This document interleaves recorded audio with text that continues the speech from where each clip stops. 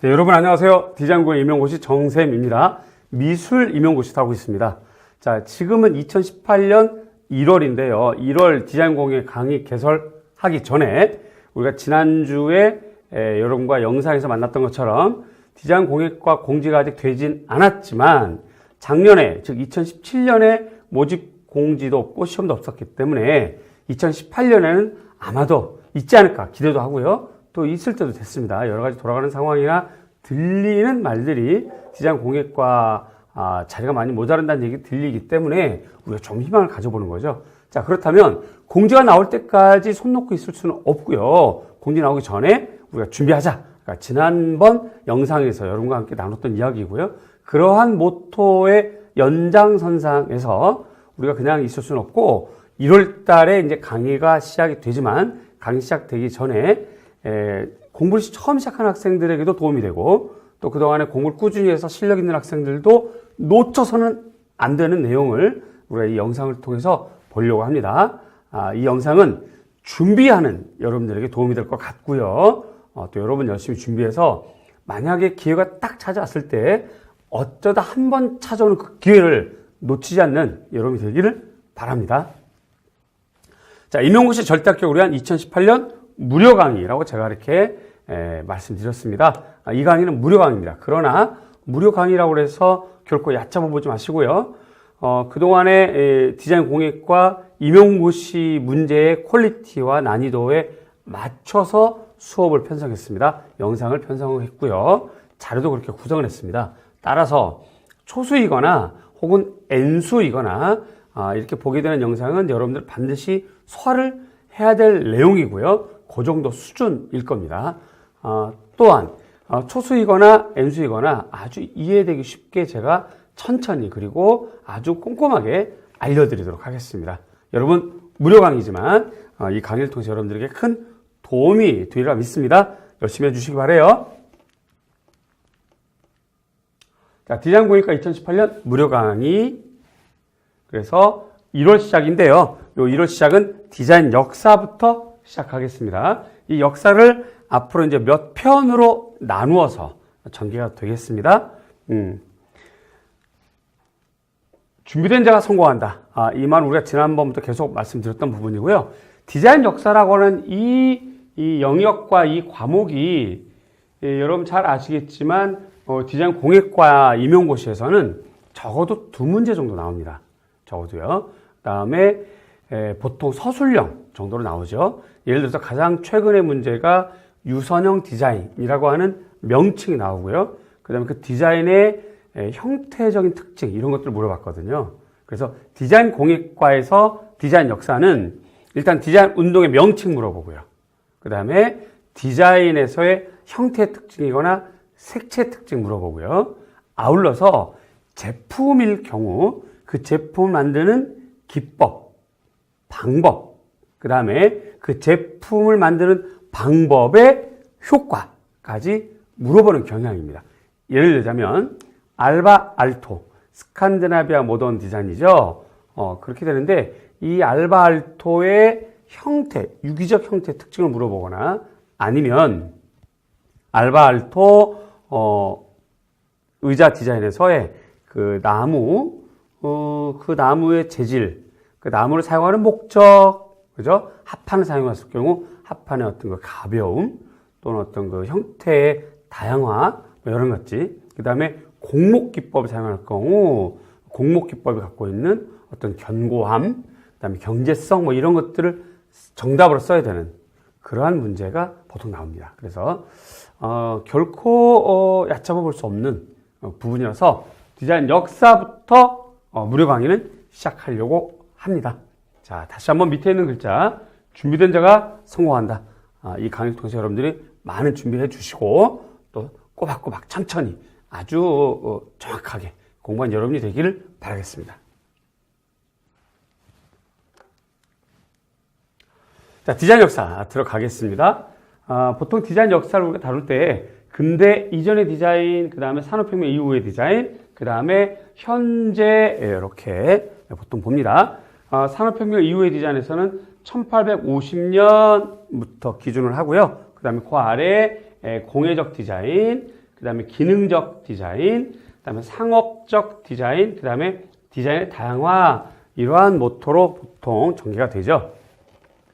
1850년이라고 한다면 사실은 요 직전에 미국에서 한목적적 디자인으로 전개되는 쉐이커 교도들의 디자인이 있습니다. 그렇죠?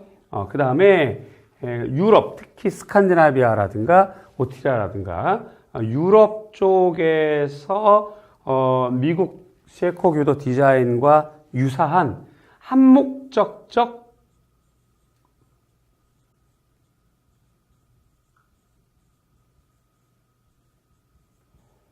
디자인이 형성이 되어 있는데요. 유럽 같은 경우는 오늘 배우게 되는 비더마이어 양식이라고 할 수가 있겠습니다. 자, 거기부터 출발해서 이제 영국의 수공예 운동, 그래서 미술 공예 운동, 그래서 공예적 디자인이라고 그러죠. 그 다음에 아르누보, 그 다음에 아르누보 이후에 1907년 이후 전개되는 독일 공작연맹부터 시작해서 그 다음에 스틸, 그 다음에 바우하우스, 그렇게 된 다음에 1930년대 기계주의, 기능주의적인 기초 하에 소비를 촉진하기 위한 상업적 디자인. 그 다음에 1950년대 이후 팝아트, 기타 여러 가지 멤피스까지 이어지는 디자인의 다양화. 이렇게 공부를 하게 되고요. 이러한 기준에서 보통 시험에 나옵니다. 그래서 여러분들은 이러한 기준의 각각의 대표적인 디자인 유파의 특징을 공부하시면 도움이 많이 되겠지요.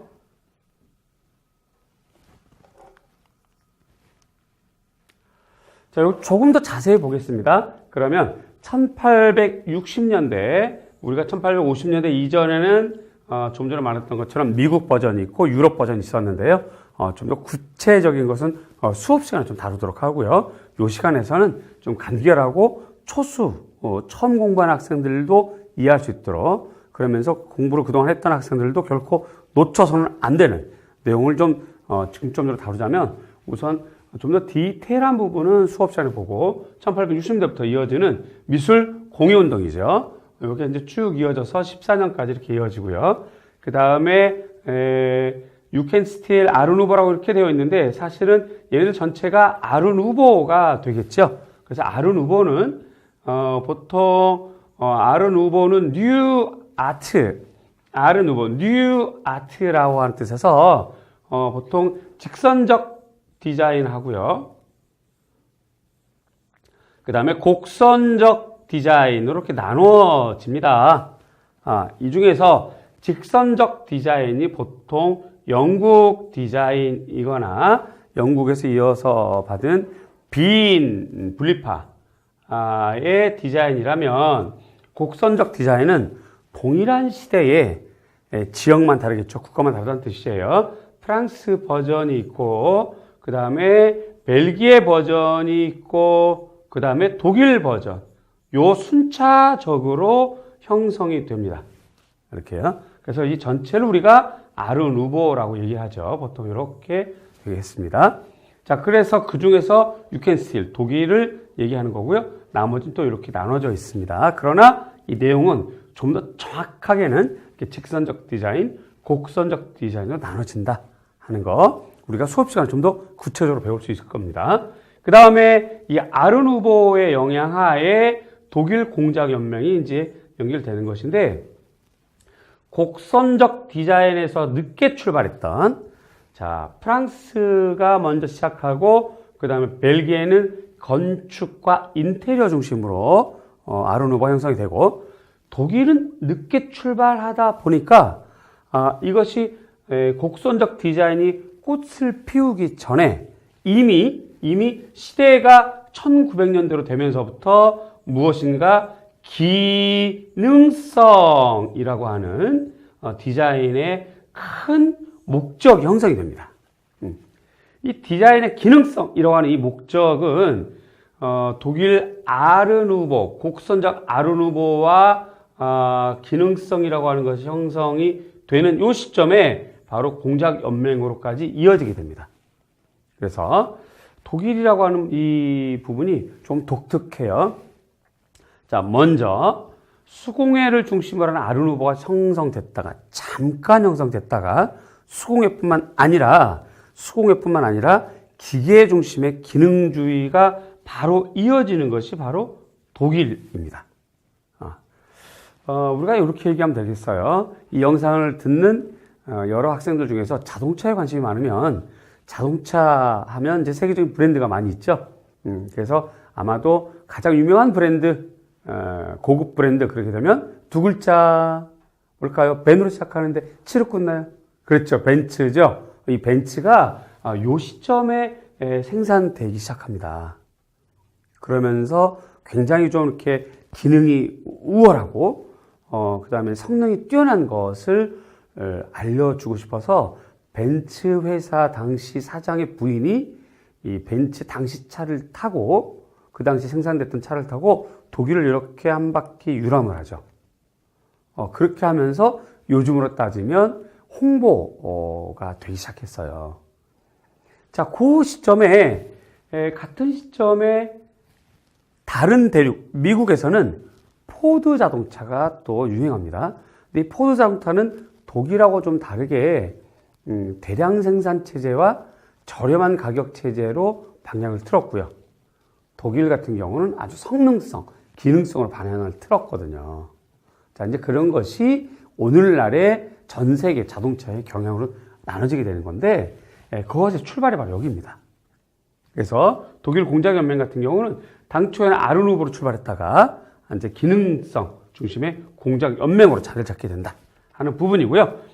여기에 영향받아서 데스틸이 또 형성되고, 그 다음에 러시아에서는 구성주의, 그 다음에 이와 같은 것에 전부 다 영향으로 다시 독일에서 바우하우스 이렇게 되죠. 그 다음에 프랑스와 미국에서는 기능성뿐만 아니라 장식성을 강조하는 이 두 가지가 다 있는 아르데코 양식, 프랑스와 미국에서 전개되는 것이 이러한 시대가 되겠고요. 어때요? 재미있죠? 그러면서 수업 내용 여러분들 이해할 만하죠? 어려운 말 안 썼을 겁니다. 계속 이어져 가자면 1930년대에는 이제 바우하우스의 기능적 디자인에서 영향을 받아서 전체 이제 국제주의 양식으로 흘러가고요. 이 유선형 스타일이라고 하는 것이 바로 이제 또 특히 미국에서 많이 유행을 했는데 1920년대, 30년대까지 기능주의적인 디자인이 막 전개되니까 굉장히 좋았죠. 성능도 우수하고 가격도 저렴해지고 미학적인 기준도 높아졌고요. 그런데 지겨워졌습니다. 대중들이요. 그래서 물건을 잘 안 사요. 한편 1930년대 이게 이제 1928년도부터 독일을 중심으로 전 세계 대공황이 생깁니다. 공황이 생기면 지갑에 돈이 없죠. 그러면 살 수도 없고요. 그래서 소비가 없으니까 생산도 저하되고 투자가 떨어지게 되죠. 그러면 어떻게 하면 될까요? 소비를 촉진해야 되겠죠. 그래야 돈이 돌아가면서 생산 라인도 가동이 되고요. 생산 라인에서 일할 수 있는 일자리도 형성이 되고 그러면서 이제 경제가 살아나게 되는 건데 그 모토 하에 그러한 목적 하에 생긴 것이 유선형 디자인입니다. 그래서 유선형 디자인은 기능주의 디자인을 기초로 소비를 촉진하자라고 하는 소비 디자인 형태의 대표적인 케이스가 되겠죠. 그래서 이제 기능성은 있지만 외관을 바꾼 겁니다. 안에 있는 내용물은 그대로 두고요. 외관만 살짝 유선형으로 물방울 모양으로 곡선 처리하고요. 이렇게 전개되는 것이 유선형 스타일이 되겠습니다. 다음에 이제 쭉 이어져 와서 2차 세계대전이 있어서 이제 좀 잠시 멈추고요. 그 다음에 이제 2차 세계대전 끝나고 팝아트, 그 다음에 하이테크, 포스트 모더니즘으로 이렇게 쭉 이어지는 것이 디자인 역사의 전체적인 흐름이 되겠습니다. 이 전체적인 흐름을 먼저 잡으시고 공부를 할 건데 다시 한번 잠깐만 보면 보통 시험은 1840년 이전부터 나옵니다. 아주 구체적인 거는요. 그러나 우리는 이 무료 강의에서는 조금 더 기초적인 것, 좀 쉬운 것 중심으로 가니까 이 부분은 제가 좀 생략했고, 자, 여기서부터 우선 전부 시험에 나왔었죠? 미술공예운동, 스틸, 아르누보, 독일 공장혁명, 데스틸, 구성주의는 아직 안 나왔고요. 그러나 구성주의는 작가 중심으로 나옵니다. 엘 리스츠키라든가 모홀리나키라든가 이렇게 나오고요. 바우하우스 나왔고 아르데코도 나왔고. 그 다음에 이 국제주의 같은 경우는 나중에 하게 되는데 시각 디자인에서 스위스 양식이 있어요. 그죠? 요셉 윌러라든가 이러한 국제주의 양식이 있는데 상업 포스터, 영화 포스터의 기초가 됐던 그런 양식이 되겠습니다. 보통 포토그래피를 사용하고 타이포그래피 사용하고 극적인 장면 이런 거 많이 쓰는 아주 유명한 요셉 브로크만 윌러라고 하는 그런 대표적인 작가가 있죠.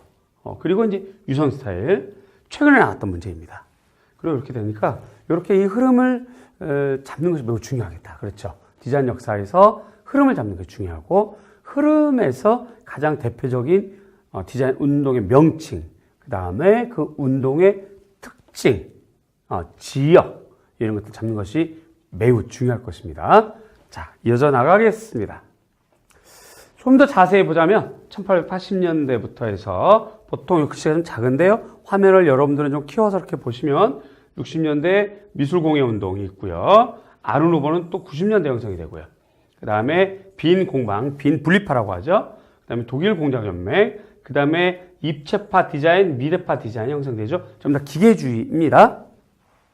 러시아 아방가르드, 데스틸 결성에 결정적 영향을 미치게 되고 이것은 바우하우스에게도 영향을 미치게 됩니다. 이어져서요. 미국의 근대 디자인 25년부터 바우하우스가 독일에서 이제 형성됐지만 나치의 탄압으로 해체가 되고 미국으로 건너가게 되죠. 그러면서 이제 미국으로 오게 되고요. 우선 데사우 시절이 바우하우스에서 가장 꽃피었던 시절. 그 다음에 뉴 타이포그래피, 헬베티카체 형성을 이제 받침이 됐던, 근거가 됐던 시기이기도 합니다. 헬베티카. 잊지 마세요. 시각 디자인에서 배울 겁니다. 헬베티카.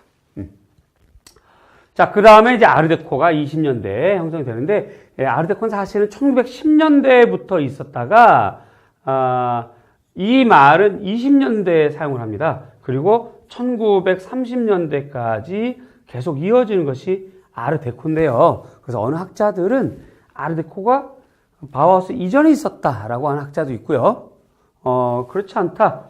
이미 25년부터 이 말을 사용했기 때문에 바우하우스 이후에 생겼다라고 하는 학자도 있습니다. 자, 그러나 시험은 누가 먼저게는 물어보지 않고요. 이 디자인의 특징을 물어보니까 디자인 특징을 잡아주시길 바래요. 그 다음에 바우하우스 교수들의 미국이죠. 제가 말씀드렸죠. 그 다음에 뉴 바우하우스 설립되고 유선연 양식이 형성되고요. 그 다음에 이렇게 됩니다. 자, 여기까지가 1940년대. 괜찮죠? 다음에요. 그림들을 하나씩 볼까요? 자, 그림들은 여러분들이 소화해야 할 과제들입니다. 쉽게 할 수 있습니다. 보시면 여기는요. 미술공예운동. 그렇죠? 여기는 영국 글래스고 디자인, 직선적 디자인이 되겠어요. 아까 말씀드렸던 직선적 디자인, 글래스고 디자인. 그 다음에 아르누보, 그 다음에 데스틸, 그 다음에 러시아 아방가르드 중에서 구성주의, 구축주의, 그죠? 그 다음에 지금 했던 것처럼 러시아 아방가르드 중에서 절대주의, 구축주의, 구성주의에 해당하는 포스터가 되겠습니다. 특징이 있네요. 그렇죠? 사진 사용했습니다. 그 다음에, 그렇지, 타이포그래피. 그런데 산세리프체를 사용했죠. 그렇죠? 세리프가 없는 것. 그 다음에 이제 색깔이 적색, 검정색, 흰색. 이런 특징이 있다는 거. 자, 이런 걸 우리가 수업 시간에 좀 자세히 배울 거예요. 그리고 바우하우스 계열입니다. 그 다음에 이쪽은 아르데코 계열이고요. 아울러서 이제 스칸다나비아, 목재 디자인이 형성되는 그러한 디자인인데 충분히 찾아볼 수 있죠. 충분히 우리 공부할 수 있습니다. 이 도판들, 이 작품들만 소화를 하면 기초는 튼튼하게 쌓여지는 거예요. 요 정도까지는 공부를 하셔야 된다. 이 말입니다. 네. 그 다음에 1950년대를 보면, 이제, 미술에서는 추상표현주의, 그 다음에 팝아트가 디자인도 형성이 되고요. 울름 조용대학이 미국으로 건너간 바우하우스의 그 디자인적 특징을 그대로 옮겨와서 사용한 것이 바로 이렇게 되겠고요. 그 다음에 스위스파, 노예 그래픽이라고 하는 것, 제가 아까 말씀드렸던 영화 포스터, 요셉 밀러 브로크만 그런 양식이 되겠고요. 60년대 팝 디자인, 70년대부터 이제 포스트 모더니즘으로 형성이 되고, 특히 알키미아 이거 잊지 마셔야 되고요. 건축에서는 퐁피두 센터라고 하는 거 매우 중요한 거. 그 다음에 멤피스 이런 디자인, 그 다음에 해체주의, 그 다음에 유니버설 디자인 이렇게 전개됩니다. 2000년대까지요. 유니버설 누구나 사용할 수 있는 디자인. 그렇죠? 자, 그래서 50년, 60, 70, 80, 2000 이렇게 되고요. 지금 시험은 여기까지 나왔습니다. 그렇죠? 해체주의 나왔었고요. 유니버설도 이미 논술로 한번 나왔었고, 그 다음에 퐁피두도 나왔고요. 그러니까 지금 우리가 보고 있는 이 자료가 임용 수준이라는 거죠. 이 정도까지는 하셔야 된다 이 말입니다. 그래서 자, 어때요? 충분히 여러분 소화할 수 있겠죠? 또 소화하셔야 되는 그런 자료들입니다. 자, 요셉 밀러 브로크만의 스위스 양식. 그렇죠? 타이포그라피인데 산세리프체. 그 다음에 여백 처리하고 극적인 장면. 좀 더 자세한 건 수업 시간에. 그리고 이제 팝아트, 오바트. 그렇죠? 포스트 모더니즘, 멤피스. 이렇게 됩니다. 그리고 여기는 뭘까요? 그렇죠? 유니버설 디자인의 또 다른 관련 디자인 이렇게 되겠습니다. 자, 이렇게 해서 지금 우리가 22분 정도 디자인 역사를 잠깐 훑어봤고요. 잠깐 쉬었다가 이어지는 수업, 오늘 수업 하겠습니다. 잠깐만 쉴게요.